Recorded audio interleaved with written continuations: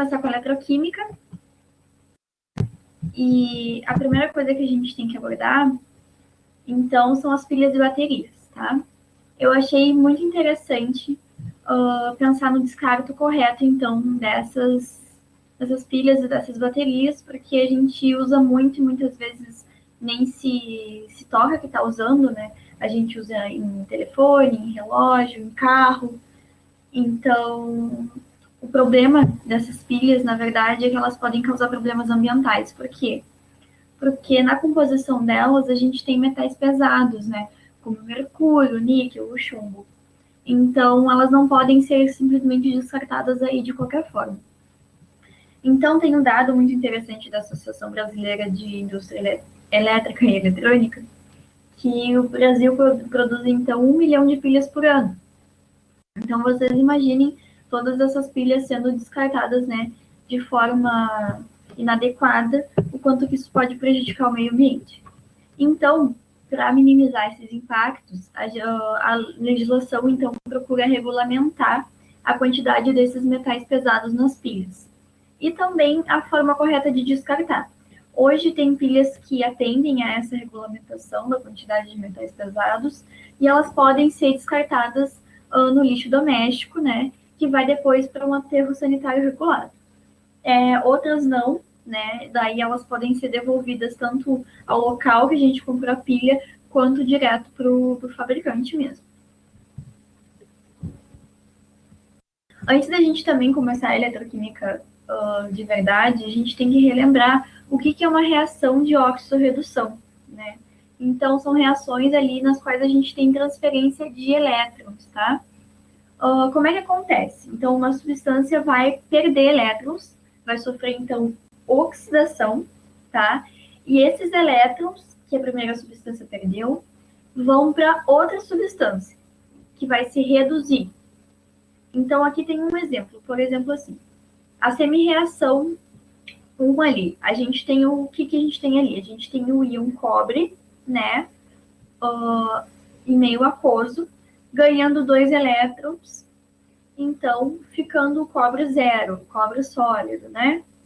E a gente tem a semi-reação 2, que é o ferro sólido, então, perdendo elétrons ali, se transformando então no íon ferro mais 2, tá?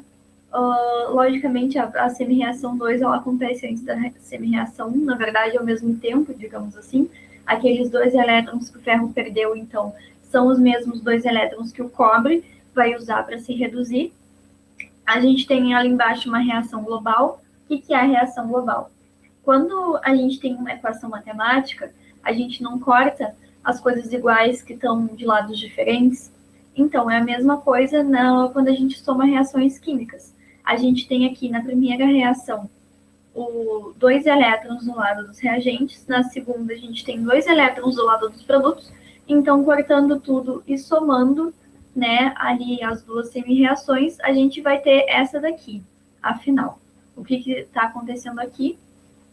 A gente tem que o íon de cobre mais o ferro sólido, né, vão trocar elétrons, então, e o cobre vai ir para o seu estado sólido e o ferro, então, para o seu estado aquoso, né, na forma de íon. Esse fluxo de elétrons, então, a gente pode chamar de corrente elétrica, né, porque a definição de corrente elétrica lá na física é exatamente essa.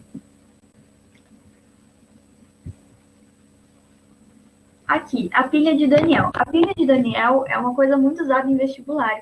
É importante que a gente saiba, né? Então, o eletrodo de cobre, tá? Vamos começar, então, pelo eletrodo de cobre. Ali no primeiro Becker, tá?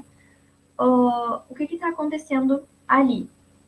A gente tem, então, a plaquinha do cobre mergulhada numa solução de sulfato de cobre. Como é que eu sei disso? Tem ali o íon sulfato e tem ali o íon cobre em solução. Então, ali a gente tem o eletrodo de cobre mergulhado na solução de sulfato de cobre. Do outro lado, a gente tem ali a plaquinha de zinco, tá? Mergulhada, então, numa solução de sulfato de zinco. Como é que eu sei disso? Ali dá para ver o íon sulfato e o íon zinco, tá? Essas duas plaquinhas, elas estão conectadas por um fio condutor. Nesse fio condutor, a gente tem, então, uma lâmpadazinha. que está acesa. Por quê? Porque tem corrente elétrica, tá? E a gente também tem uma ponte salina, que é aquele vidrinho em formato de U, com algodãozinhos na ponta, que agora eu já vou explicar para que ela serve. Mas o que está acontecendo na pilha de Daniel, então, tá? A gente tem que o zinco, ele está se oxidando. Como é que eu sei disso? Olhem o fluxo de elétrons. Está indo do zinco para o cobre. Isso significa que o zinco está perdendo elétrons e o cobre está ganhando esses elétrons do zinco. O que está acontecendo com o zinco, então? Ele está se oxidando. E o cobre, então, está se reduzindo, tá?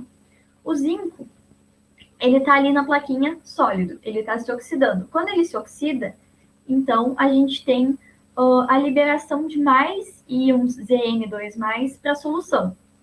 Essa placa, então, ela está sofrendo ali uma corrosão, ela está perdendo massa, ok? Enquanto isso, esses elétrons que saem do zinco vão para o cobre, o que ele está fazendo ali? A plaquinha de cobre está ficando mais negativa, está atraindo os íons CO2+, da solução, fazendo, então, esse cobre se reduzir e se depositar na plaquinha. Então, ali no eletrodo de cobre, a gente tem a redução e também a deposição de mais cobre em cima da placa. Então, é como se a massa da plaquinha de cobre estivesse aumentando e a da plaquinha de zinco estivesse diminuindo, tá? Outra coisa importante. Quando a gente tem o eletrodo que sofre a oxidação, ele é chamado, então, de ânodo, tá? Então, o ânodo da pilha é onde ocorre a oxidação, tá? E é, então, o polo negativo. No polo positivo, então, seria o cátodo, que é onde ocorre a redução, tá bem? Isso é importante.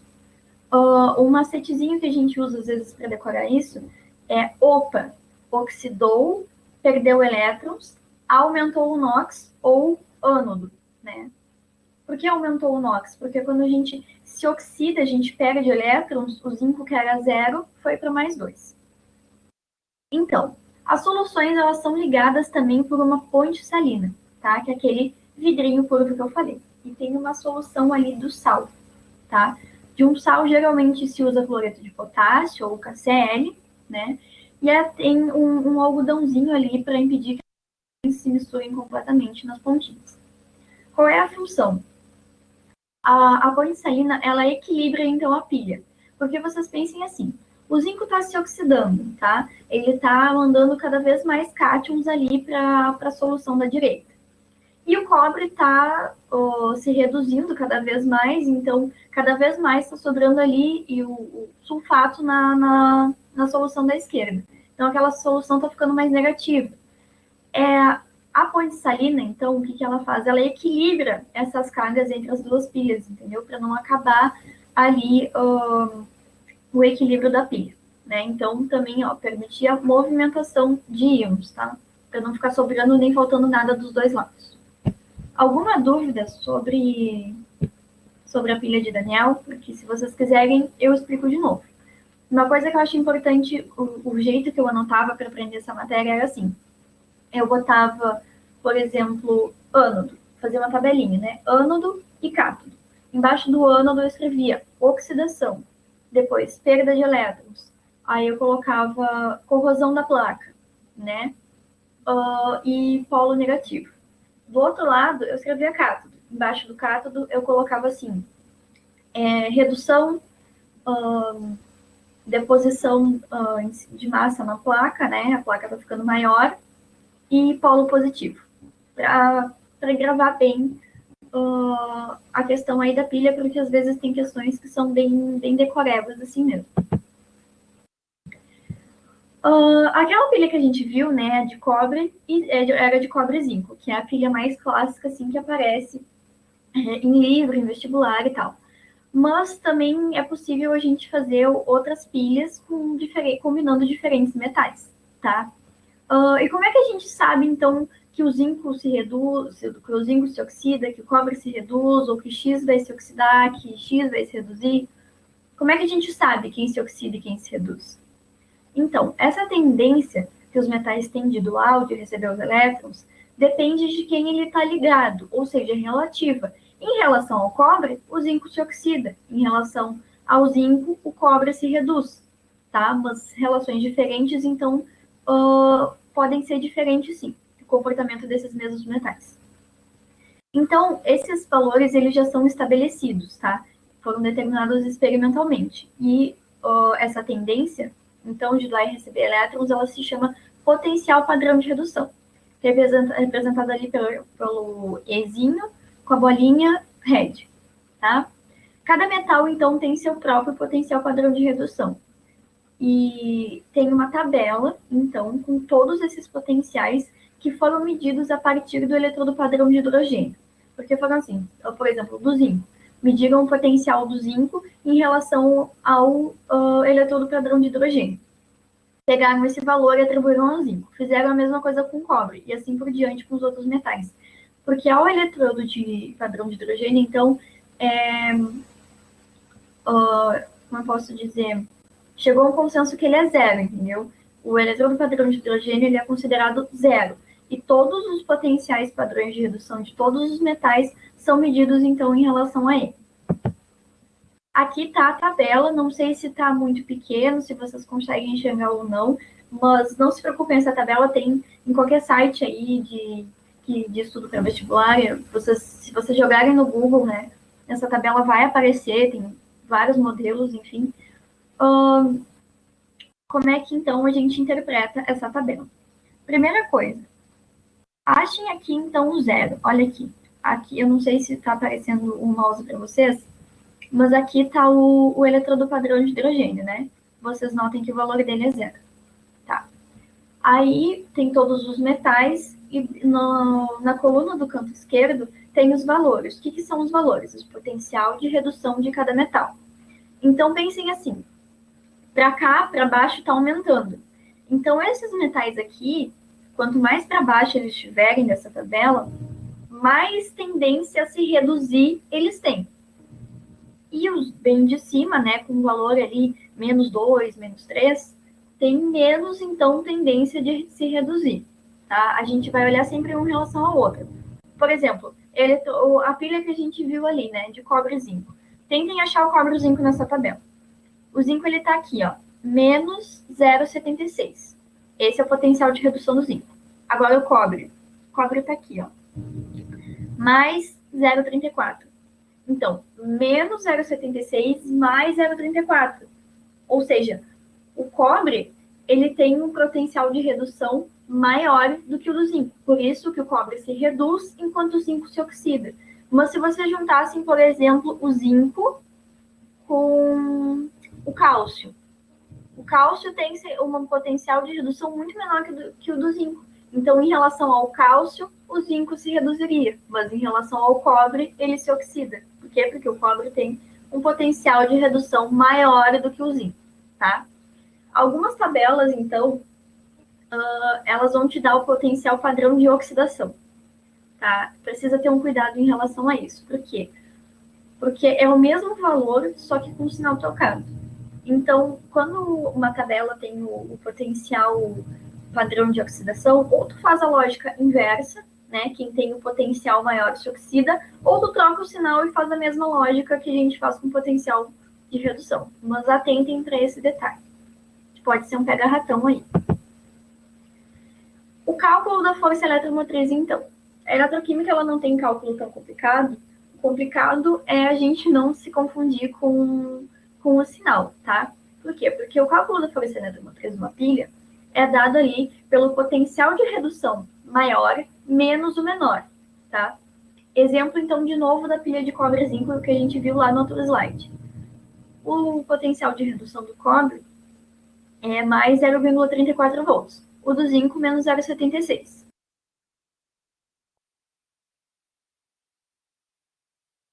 0,34. Girando, então, dos parênteses, vai ficar 0,34 mais 0,76, que no final vai dar aí 1,10 volts, tá? Importante colocar entre parênteses. Por quê? Porque às vezes a gente põe um menos, que a gente não sabe ali se é o do potencial, se é o da fórmula, e pode dar problema, né? Porque se vocês calculassem aí 0,34 menos 0,76 ia dar um número completamente errado, tá? E geralmente o Enem ele põe as opções erradas assim junto das certas, por isso que é importante. A representação das pilhas é uma bobagemzinha que pode ser importante também, tá? A gente representa as pilhas assim, a gente põe um ânodo, duas barrinhas e depois o cátodo, tá? Pegando a pilha de cobre zinco, porque todo mundo gosta dessa pilha, né? É a que mais aparece mesmo. Aqui, ó, tu tem o zinco, zero, tá? Sólido ali da plaquinha, se transformando então em zinco 2+, que tá no meio aquoso, liberando então esses dois elétrons. O cobre lá da outra solução, que estava no meio aquoso, vai pegar esses dois elétrons, vai virar cobre zero, se depositar em cima da plaquinha dele, tá? Somando então as equações, como eu sempre falo, o que a gente tem igual de lados diferentes a gente corta, que nem numa equação matemática. Somando tudo a gente tem ali zinco zero mais cobre 2+, dando então o zinco 2+, mais o cobre zero, tá? Aí como é que a gente representa o ânodo e o cátodo? A gente põe ali, pensem que é bem o mecanismo da pilha. Tu põe primeiro o zinco zero, né? Aí pensem assim, o zinco perdeu 2 elétrons, então ele virou zinco 2+, duas barrinhas. O cobre 2+, que pegou os 2 elétrons do zinco, virou cobre zero, tá? É nessa ordem que tem que escrever aí a representação da pilha. Sempre, então, o ânodo, a espécie sólida depois da espécie aquosa, e o cátodo, espécie aquosa depois da espécie sólida, tá? Dividido assim com as barrinhas, certinho exatamente como tá aí. A eletrólise, então. A eletrólise, ao contrário da pilha, que a gente diz que é um processo espontâneo, porque aquela reação de óxido-redução ali ocorre de forma espontânea de um metal para outro, a eletrólise não é um processo espontâneo, tá? Na pilha a gente tinha o quê? A pilha a gente tinha uma reação de óxido-redução que produzia uma corrente. Na eletrólise a gente vai ter uma corrente elétrica que passa por dentro de uma solução produzindo uma reação química, tá? Então, é o contrário, então, do fenômeno das pilhas e baterias, tá? E na eletrólise também, tem que dizer isso, os eletrodos, eles são inertes. Sabe aquelas plaquinhas de cobre zinco que a gente viu na pilha de Daniel? Na eletrólise, elas não participam, então, da reação, tá? As plaquinhas, elas são inertes, não participam da reação, tá? As mais comuns, então, são a platina e a grafita, que é usada na eletrólise. E um uso importante da eletrólise é a galvanização, né? Que se faz aí, às vezes, com metais de indústria para evitar o processo de corrosão. Também se faz com joia, né? Quando a joia está velha, para tornar a joia mais brilhosa de novo, a gente usa o processo, então, de galvanização, que é um uso prático da eletrólise.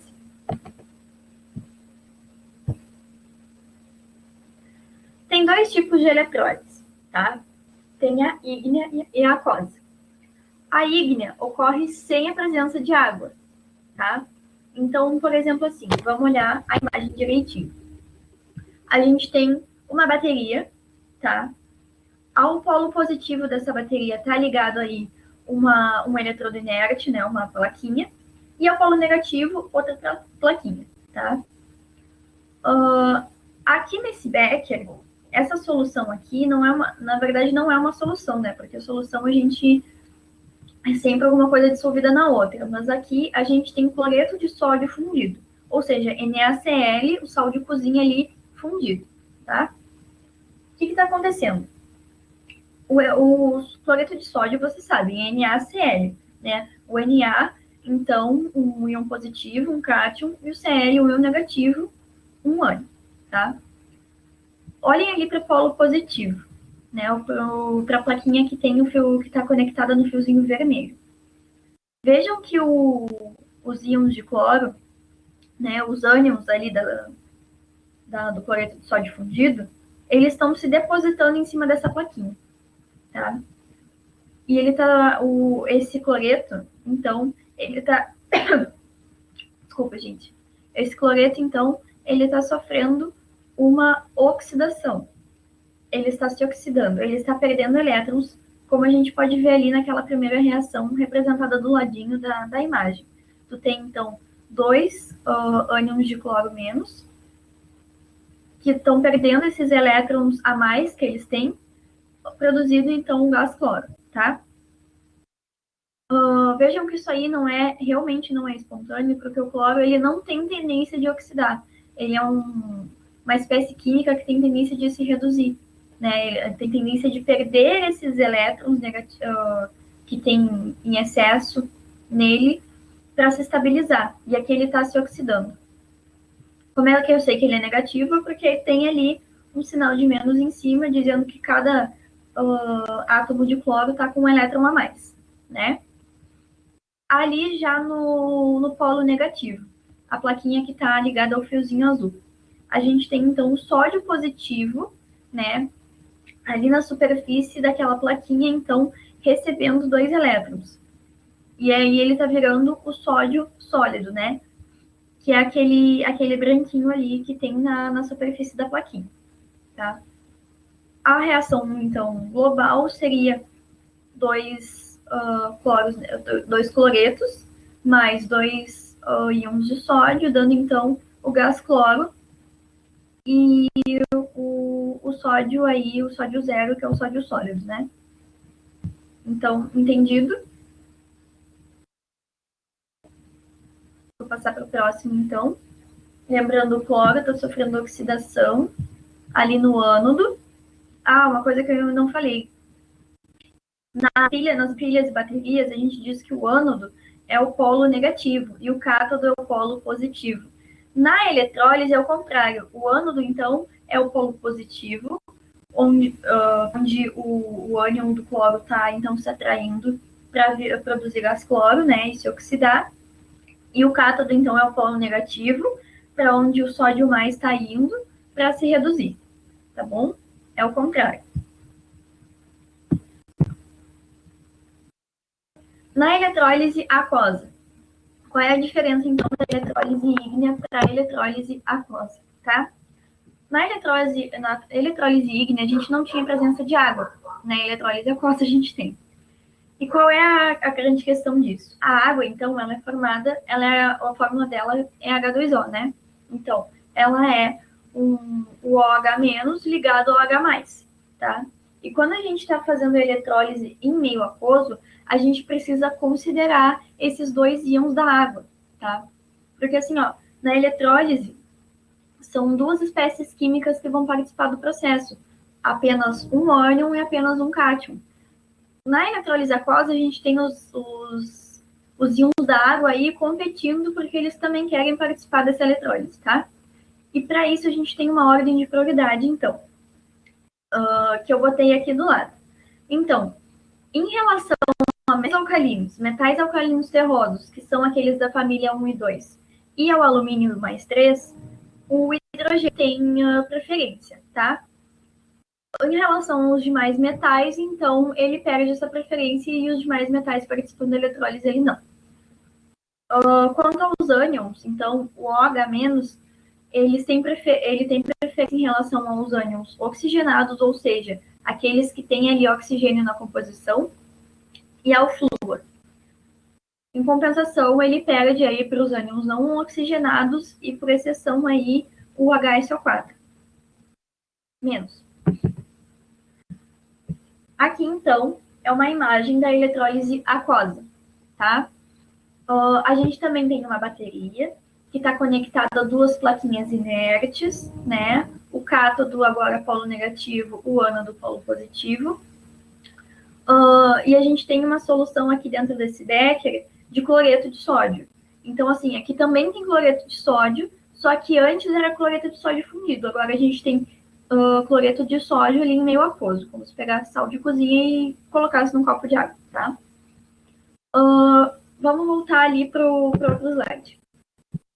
Em relação aos cátions, então, a gente tem qual é o cátion do NaCl, o sódio, né? O sódio, ele está na família 1, ou seja, ele é um metal alcalino. Em relação ao sódio, o hidrogênio, então, vai ganhar nessa competição para participar da eletrólise, tá? Então, o sódio aí não participa da eletrólise e ao invés dele vai o hidrogênio. Agora, em relação ao cloreto, tá? Dos ânions, no caso. O cloreto, então, é um ânion que não tem oxigênio em sua composição, né? Então, ele tem prioridade para participar da eletrólise em relação ao OH-. Então, no final, quem é que participa da eletrólise? O H+, e o cloreto, tá? A gente tem 2 mols de sódio, tá? Que eles estão, então, se dissolvendo na água, né? Liberando aí 2 de sódio e 2 ânions de cloro. A gente também tem a dissolução aí da água, né? Que se divide em H+ e OH-. E depois a gente tem as reações. O que vai acontecer? Esses 2 íons cloro, sal, eles vão, então, se atraindo, que é o polo positivo, e vão, então, se oxidar, tá? Formando aí o gás cloro e liberando 2 elétrons, tá?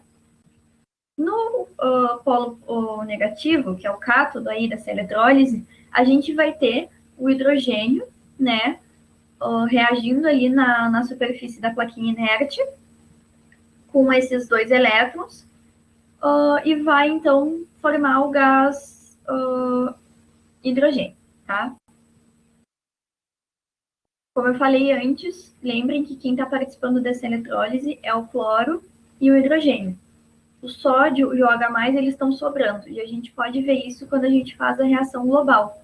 Quando a gente soma tudo e corta o que está igual dos 2 lados, a gente vai ver que a gente tem 2 mols de NaCl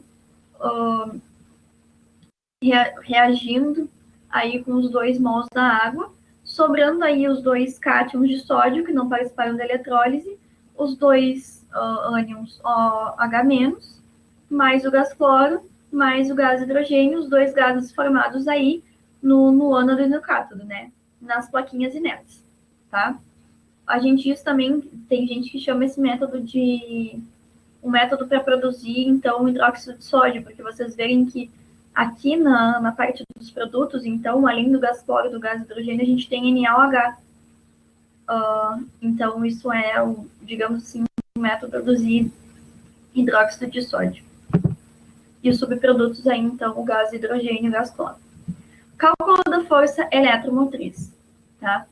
A eletrólise, então, ela é tudo ao contrário das pilhas e baterias. E a fórmula para calcular a força eletromotriz também. Então, a gente tem aí o caso da eletrólise ígnea, tá? Que quem participou da eletrólise foi o sódio e o cloro. A gente tem ali o potencial do sódio, o potencial do cloro, né?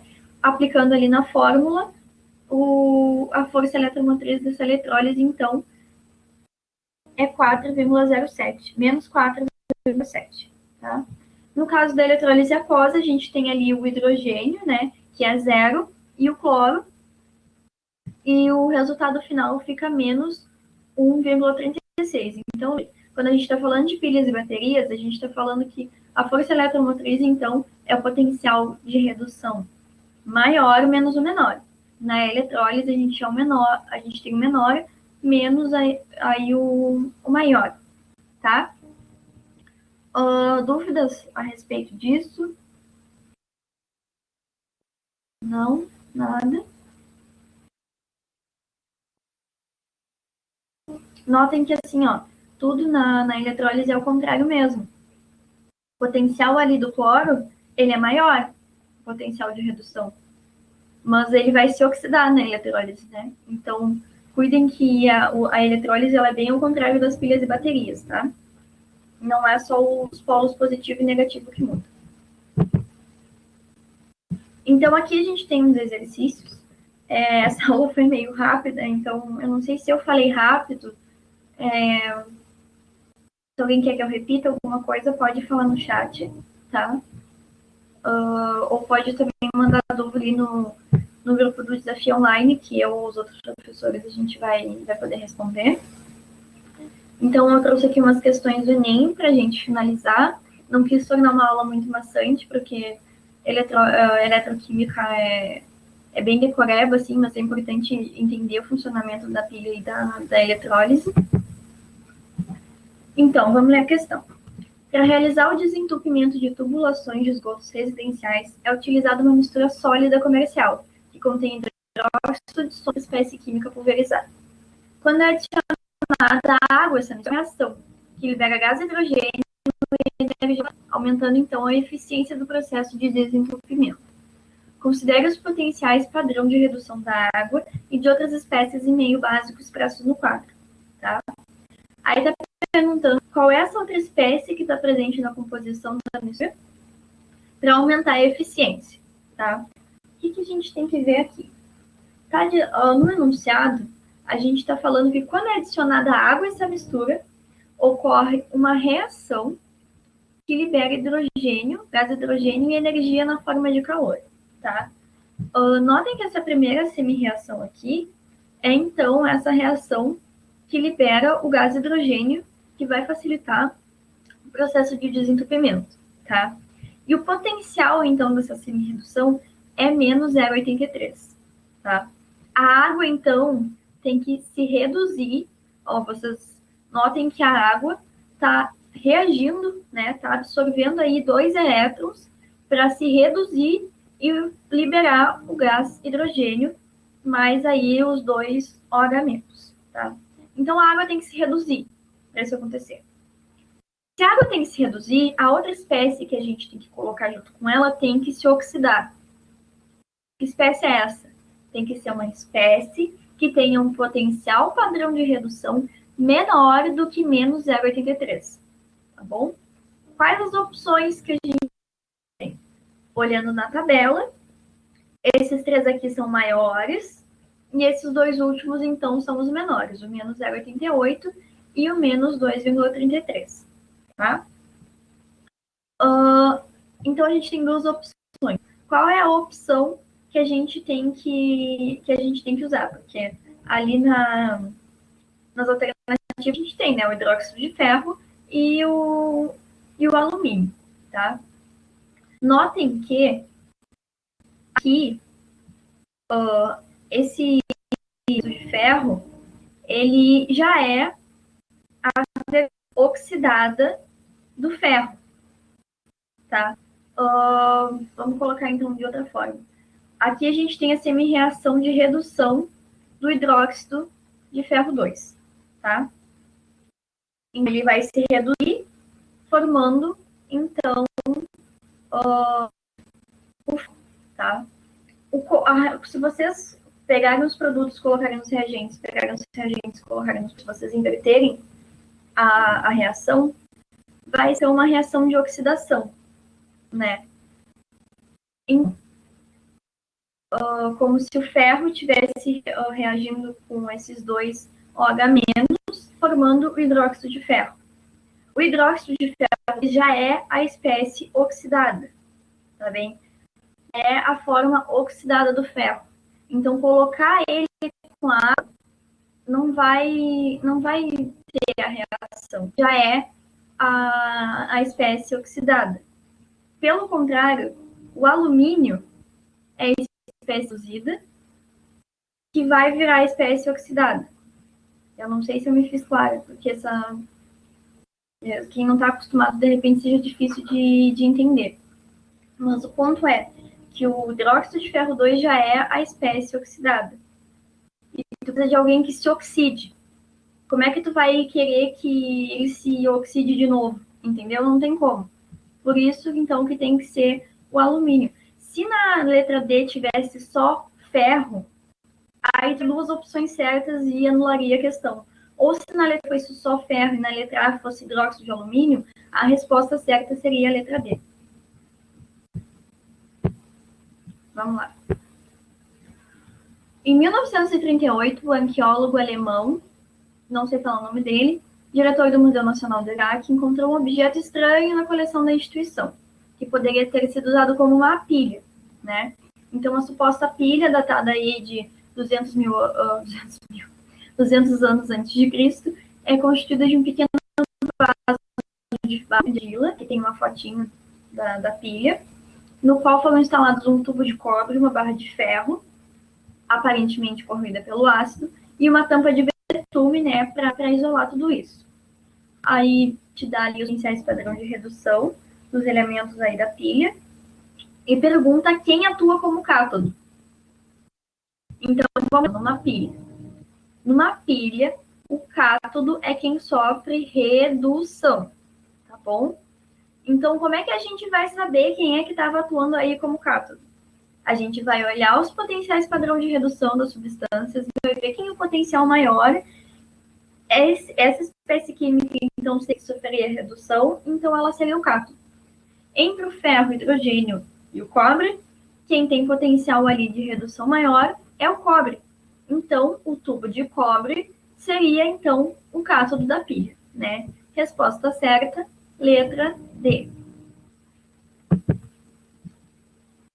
Iniciativas, eu não vou ler todo esse texto, mas ele está falando sobre o bafômetro, né? Que foi usado para prevenir, então, acidentes, né, de carro, enfim, nas estradas do país, né? Para que as pessoas, então, não bebessem, né? E dirigissem, tá? A gente tem aí, então, um esqueminha do que seria o bafômetro, tá? Nesse desenho embaixo, então, desse enunciado, tá?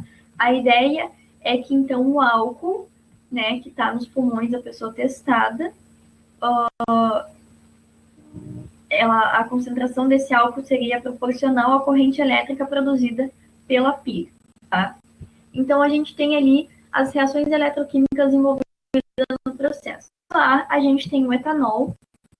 Essa molécula aqui, 3CH2OH, ela é, então, o álcool da bebida alcoólica, tá? E ele está, então, reagindo, liberando 2 elétrons. Se ele está reagindo e liberando 2 elétrons, ele está perdendo elétrons, ele está sofrendo o quê? Oxidação, tá? No eletrodo B, a gente tem o oxigênio, né? Pegando, e o hidrogênio pegando, então, esses 2 elétrons, ou seja, sofrendo redução e formando água. No estudo das pilhas, empregam-se códigos e nomenclaturas próprias da química, visando analisar os materiais, as reações e os processos envolvidos. Nesse contexto, a pilha que compõe o bafômetro representa o eletrodo A como cátodo. No eletrodo A, a gente tem o quê? A gente tem oxidação. Se a oxidação é ânodo, então a letra A está errada. O etanol como agente oxidante. Uma coisa muito importante que eu não falei anteriormente, tá? O etanol, ele está sofrendo oxidação. Então, as pessoas pensam assim, então ele é um agente oxidante. Não. Quem sofre oxidação, tá, é o agente redutor. Quem sofre redução é o agente oxidante, tá? Faz sentido, porque, por exemplo, assim, o etanol está sofrendo oxidação e está forçando o outro a se reduzir, recebendo os elétrons dele. Então, ele é o agente redutor. E o outro está recebendo os elétrons do etanol. Está se reduzindo, fazendo, então, o etanol se oxidar. É um processo simultâneo, né? Então, o etanol como agente oxidante está errado, porque ele é agente redutor, porque ele sofre oxidação. O eletrodo B como polo positivo. No eletrodo B, a gente tem aí, então, o oxigênio, né, o hidrogênio sofrendo aí redução formando água. Eletrodo B como polo positivo. Se no eletrodo B a gente tem uma reação de redução, ele é o cátodo, então ele é o polo positivo da pilha, a letra C está certa, tá? Vamos ver as outras. O gás oxigênio como agente redutor. O gás oxigênio, novamente, está sofrendo redução, então ele é um agente oxidante. Fluxo de do B para o A. Olha só, pense, o etanol está sofrendo oxidação, está perdendo elétrons e está mandando os elétrons dele para o B. Então, ao contrário, os elétrons, na verdade, é do eletrodo A, do que sofre oxidação para o B. Então, o gabarito é a letra C. Próximo. Aqui, uma questão de eletrólise, tá? A eletrólise é um processo não espontâneo de grande importância para a indústria química. Uma de suas aplicações é a obtenção de gás cloro e do hidróxido de sódio, a partir, então, de uma solução aquosa de cloreto de sódio. Então, eles aquosa a gente tem aqui, né? Nesse procedimento, utiliza-se uma célula eletroquímica conforme ilustrado. Então, a gente tem aí a bateria, né, ligada às duas plaquinhas inertes. A gente tem a solução aquosa de NaCl, então, né, e um cátodo de carbono, viu?